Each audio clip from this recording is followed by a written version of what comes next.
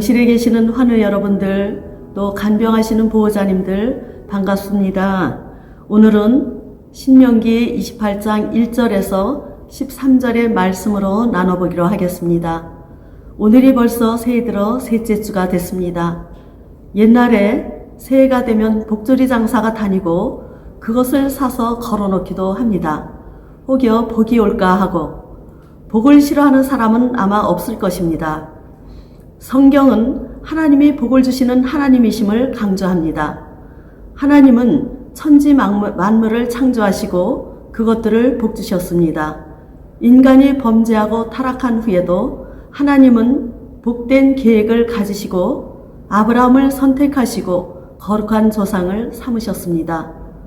하나님은 자신을 소개할 때에 아브라함과 이삭과 야곱의 하나님이라고 하셨습니다. 이들은 모두 하나님의 복을 받은 자들이며 복되신 하나님의 증인들입니다.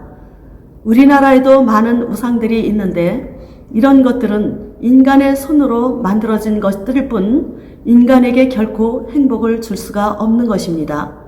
오직 천지를 창조하신 여호와 하나님만이 복 주시는 이심을 믿으시기 바랍니다.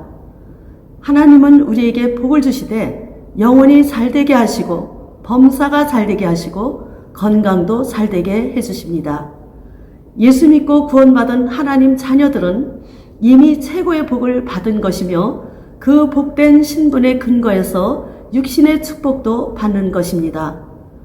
오늘 본문 4절에 내게 복을 주사 내 몸의 소생과 토지와 짐승과 우양의 새끼가 많게 해주십니다. 시편 127편에 자식은 여호와의 주신 기업이요 태의 열매는 그의 상급이라고 했습니다. 복으로 얻은 자녀들, 그들이 잘되는 것이 복입니다. 자녀의 잘됨이란 사회적으로 훌륭한 사람이 되는 것만이 아닙니다. 자신의 삶에 성실하고 다른 사람들에게 피해를 주지 않고 이웃과 더불어 살 줄 아는 것입니다. 잘된 자녀들은 사회 각계각층에서 하나님의 나라를 위해서 헌신하고 자기 역할을 할 수 있는 자들이며 그들은 하나님을 경외하며 하나님께 영광을 돌립니다. 하나님이 자녀들로 잘되는 복을 주십니다. 또 섬기는 직장과 경영하는 산업과 관계하는 모든 일들이 잘되는 게 복입니다. 성읍에서도 들에서도 복을 받는다고 하였습니다. 그런데 그리스도인이 이기적인 목적으로 잘되기를 바라고 하나님의 복을 구한다면 그것은 불의한 것입니다.